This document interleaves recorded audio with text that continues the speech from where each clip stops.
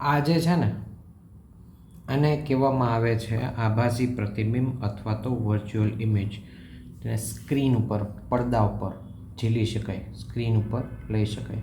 Screen એટલે કોઈ દિવાલ હોઈ શકે કે કોઈ પણ વસ્તુ હોઈ શકે, પણ અહીંયા બને છે અને રિયલ ઇમેજ કહેવામાં આવે છે. અહીંયા કોન્વેક્સ લેન્સ છે એના દ્વારા રિયલ ઇમેજ આવે છે. બહુ સારી અને બહુ એક્યુરેટલી આવી હોય તો એની અંદર લાઇટનિંગ કન્ડિશન કંઈક સારી જોઈએ, બરાબર. So this is called real image. આને કહેવાય છે વાસ્તવિક પ્રતિબિંબ.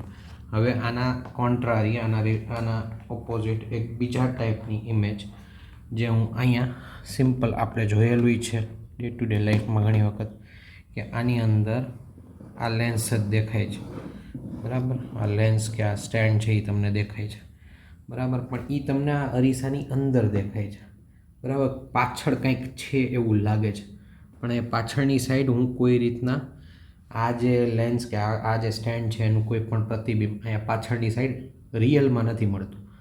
આ અરીસાની એક અલગ દુનિયા છે, વર્ચ્યુઅલ દુનિયા છે, એની અંદર છે. એની અંદર લાગે છે કે પાછળ કંઈક આવું છે, પણ અહીંયા હકીકતે પાછળ કોઈ નથી ઇમેજ બનતી કે કાંઈ બનતી. તો આને કહેવાય છે વર્ચ્યુઅલ ઇમેજ, આભાસી પ્રતિબિંબ.